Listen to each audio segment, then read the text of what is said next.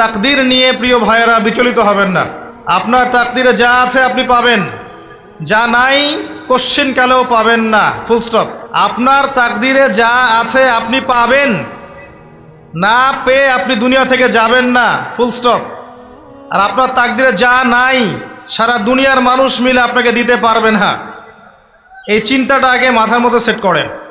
এই দুনিয়ার জীবনে আপনার দুনিয়ার বাড়ি গাড়ি, টাকা পয়সা, রিজিক, ব্যবসা বাণিজ্য, স্ত্রী সন্তান, এগুলোকে নিয়ে এত বিচলিত হওয়ার কিছু নাই।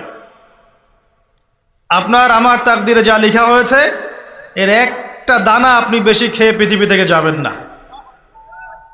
আর আপনার আমার রিজিকে যা আছে তার এক চুল রেখে আপনি দুনিয়া থেকে যাবেন না। এটাই চূড়ান্ত সত্য কথা। আপনি ঘুষ খান আর সুদ খান আর দুর্নীতি করেন আর মানুষের সম্পদ আত্মসাৎই করেন না কেন, যতটুকু লেখা আছে আপনার তাকদিরে এর বেশি আপনি কিচ্ছু পাবেন না। আর আপনি হালালে থাকার জন্য যতই কষ্ট করেন, হালালে আছেন, সবজি বিক্রি করে খাচ্ছেন, আপনি ছোটোখাটো ব্যবসা করছেন, মানুষ আপনাকে দাম দেয় না, আন্ডার এস্টিমেট করে, গরিব বলে, ফকির মিসকিন বলে, কিন্তু আপনার তাকদিরে যা আছে আপনি সেটাই পাবেন, এর বেশি আপনি কিচ্ছু পাবেন। হুয়াল আউয়ালু ওয়াল আখির, আল্লাহ পাক প্রথম এবং আল্লাহই শেষ। কুল্লু মান আলাইহা ফান ওয়া ইয়াবকা ওয়াজহু রাব্বিকা যুল জালালি ওয়াল ইকরাম। প্রত্যেকটা বিষয় ফানা হয়ে যাবে, কিচ্ছু থাকবে না। এখন আপনি পৃথিবীতে যা দেখছেন এগুলোর কিছুই থাকবে না। প্রত্যেক মানুষ, প্রত্যেকটা জিন, প্রত্যেক উদ্ভিদ, প্রত্যেক এই প্রাণী, আকাশ, মহাবিশ্ব, গ্রহ নক্ষত্র, চন্দ্র সূর্য, সমুদ্র, পাহাড় পর্বত, বিশ্বনেতা, রাষ্ট্রনেতা, সমাজ নেতা, পরিবারের কর্তা, অর্থনৈতিক নেতা, সবাই মারা যাবে, সবাই শেষ হয়ে যাবে, কিচ্ছু থাকবে না। এই বিষয়টা আগে ভালো করে হজম করতে হবে যে আমরা এখানে থাকতে আসিনি, আমরা এই দুনিয়ায় থাকতে আসিনি, আমরা এখানে এসেছি চলে যেতে। যার মনের মধ্যে এই কনসেপ্ট থাকে সে কখনো আল্লাহ পাকের বিদ্রোহী হতে পারে না,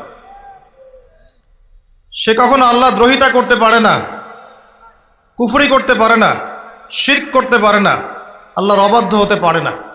যার মনের মধ্যে এই চিন্তা বদ্ধমূল যে আমি এখানে থাকতে আসিনি, আমি এখানে মুসাফিরের মতো এসেছি, গাছের ছায়ায় বিশ্রাম নিচ্ছি, বিশ্রাম নিয়ে শেষ হবে চলে যাব। যারাই আল্লাহ দ্রোহিতায় লিপ্ত হচ্ছে, শিরিক করছে, বেদাত করছে, হারাম খাচ্ছে, ঘুষ খাচ্ছে, সুদ খাচ্ছে, জেনা করছে, আল্লাহ দ্রোহিতা করছে, আল্লাহর বিধানকে অস্বীকার করছে, তারা ইনডাইরেক্টলি ধরে নিয়েছে যে তারা মনে হয় পৃথিবীতে চিরকাল থাকবে। কারণ যদি কিয়ামতের মাঠের কথা তাদের স্মরণ থাকতো তারা কখনোই কাজগুলো করতে পারতো না, পারতো? এবার আসেন, আল্লাহ পাক কলম সৃষ্টি করে তাকদির লিখেছেন, অতএব তাকদির নিয়ে প্রিয় ভাইয়েরা বিচলিত হবেন না। আপনার তাকদিরে যা আছে আপনি পাবেন, যা নাই কোশ্চিনকালেও পাবেন না, ফুল স্টপ। আপনার তাকদিরে যা আছে আপনি পাবেন, না পেয়ে আপনি দুনিয়া থেকে যাবেন না, ফুল স্টপ। আর আপনার তাকদিরে যা নাই সারা দুনিয়ার মানুষ মিলে আপনাকে দিতে পারবেন না। এই চিন্তাটা আগে মাথার মধ্যে সেট করেন। এই চিন্তা যার মধ্যে ইনস্টল করা আছে সে আত্মহত্যা করে না কখনো, সে হতাশ হয় না কখনো, সে ভয় পায় না, আল্লাহর পথে চলতে গিয়ে পিছু পা হয় না, সে জালেমের সামনে মাথা নত করে না।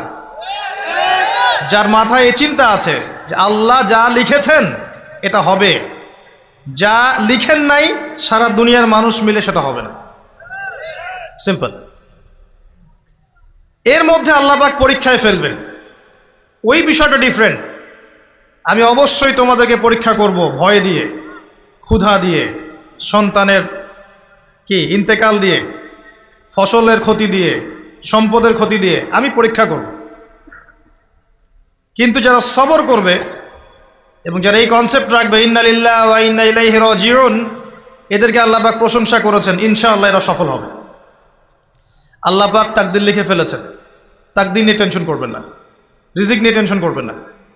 এখনকার যুব সমাজের সবচেয়ে বড় টেনশন রিজিক। একটা জব, একটা ভালো জব, একটা ভালো ব্যবসা, সে সিকিউরড লাইফ চাচ্ছে। রিজিক নিয়ে চিন্তা করবেন না। আপনার কাছে যে রিজিক আছে এটা আপনার কাছে আসবেই ইনশাআল্লাহ। হয়তো সময় লাগছে কিন্তু আপনার কাছে আসবে ইনশাআল্লাহ তাআলা। আপনি হালালের উপর থাকবেন, ন্যায়ের উপর থাকবেন। আপনি অন্যায় পথে রিজিক সার্চ করবেন না। আপনার তাকদিরে যে রিজিক আছে আপনার কাছে আসবে ইনশাআল্লাহ। এবার আসেন, আল্লাহ পাক এরপরে সৃষ্টি করেছেন মহাবিশ্ব। এই পুরো মহাবিশ্ব তাকদির লিখার পরে মহাবিশ্ব কয় দিনে? ফি সিত্তাতি আইয়াম, 6 দিনে। মাত্র 6 দিনে আল্লাহ পাক পুরো মহাবিশ্ব সৃষ্টি করেছেন।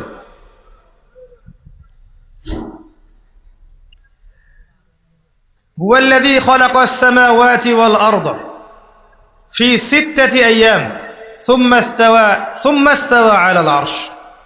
সূরা হাদীদের মধ্যে একটা আছে, তিনি সে আল্লাহ যিনি এই মহাবিশ্ব সৃষ্টি করেছেন 6 দিনে, এরপরে আরশের উপর সমাসীন হয়েছেন।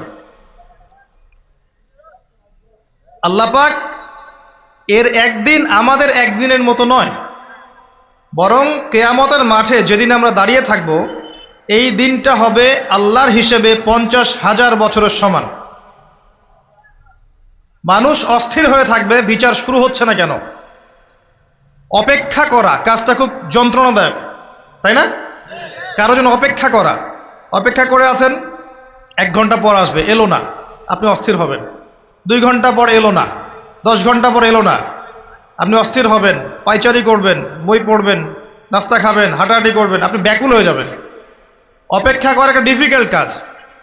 কিয়ামতের মাঠে মানুষ 50,000 বছর অপেক্ষা করবে, বিচার শুরু হচ্ছে না কি জন্যে। সবাই গিয়ে ধন্না দিবে, প্রথমে আদম আলাইহিস সালাম, তারপরে নূহ আলাইহিস সালাম, ইব্রাহিম, মূসা, ঈসা আলাইহিমুস সালাম। আল্লাহর কাছে একটু সুপারিশ করেন, বিচার যেন শুরু হয় অ্যাটলিস্ট। কেউ কিচ্ছু করতে পারবে না, কারণ সবাই বলবে ইয়া নাফসি, ইয়া নাফসি। দূর থেকে একজনের আওয়াজ আসবে, যিনি ইয়া নাফসি বলছেন না, যিনি বলছেন ইয়া উম্মতি, ইয়া উম্মতি। সবাই তার কাছে যাবে এবং তিনি আমাদের নবী মুহাম্মদুর রাসূলুল্লাহ সাল্লাল্লাহু আলাইহি ওয়াসাল্লাম সিজদায় পড়ে যাবেন এবং তার উম্মার জন্যে সুপারিশ করবেন। উম্মার কবিরা গুনাহগার ব্যক্তিদেরকে সুপারিশ করে তিনি জান্নাতে নিয়ে যাবেন ইনশাআল্লাহ। আল্লাহ তাকে ওয়াদা করেছেন, হে নবী, তোমার উম্মতের কোনো ব্যক্তি যদি শিরিক না করে আমার সামনে উপস্থিত হয় আমি তাকে মাফ করে দেব ইনশাআল্লাহ। হাদিসে কুদসির মধ্যেও আছে যে হে আদম সন্তান, তুমি যদি দুনিয়ার সমান পাপ নিয়ে, আসমান জমিন সমান পাপ নিয়ে আমার সামনে দাঁড়াও, কিন্তু আমার সাথে কাউকে শরিক করনি, তাহলে আমি আল্লাহ তোমার সামনে আসমান জমিন সমান ক্ষমা নিয়ে উপস্থিত হব ইনশাআল্লাহ। শোনেন, 1000-999 জন মানুষ জাহান্নামে যাবে, প্রতি 1000-999 জন মানুষ জাহান্নামে যাবে। সহিহ বুখারীর হাদিস 4 বার এসেছে। এখানে ইকুয়েশনটা এমন না যে ম্যাথামেটিক্যালি ক্যালকুলেট করতে হবে, এমন নয়। এটা দিয়ে আধিক্য বোঝানো হচ্ছে, বেশিরভাগই জাহান্নামে যাবে। এই কথা আল্লাহ পাক কিন্তু সূরা আরাফের মধ্যেও বলেছেন 179 নম্বর আয়াতে, ওয়ালাকাদ যারানা লিজাহান্নামা কাসীরাম মিনাল জিন্নি ওয়াল ইনস। একই বিষয়ে কোরআন হাদিস পরস্পর মিলে যায়। এখানে একটা বিষয় বুঝতে হবে, আল্লাহ পাক বলেছেন সূরা নিসার মধ্যে, ইন্নাল্লাহা লা ইয়াগফিরু আন ইউশরাকা বিহি ওয়া ইয়াগফিরু মা দুনা যালিকা লিমান ইয়াশা। আল্লাহ পাক তার সাথে শিরকের গুনাহ মাফ করবেন না, এছাড়া যে কোনো গুনাহ আল্লাহ পাক যাকে ইচ্ছা মাফ করতে পারেন। তার মানে যে বেশিরভাগ মানুষ জাহান্নামে যাচ্ছে তাদের আমল নামায় কোন পাপ থাকতে পারে? কথা বোঝা যাচ্ছে কি? নিঃসন্দেহে তাদের আমল নামায় শিরকের পাপ থাকবে। এটা বুঝতে আপনাকে পিএইচডি করার দরকার নাই। আল্লাহ পাক শিরক ব্যতীত যে কোনো পাপ যাকে ইচ্ছা মাফ করতে পারেন। তার মানে তারা জাহান্নামে যাচ্ছে বিকজ অফ শিরক। আমাদের মুসলিমরা এখন শিরক বোঝে না, অমুসলিমরা তো শিরিক করেই।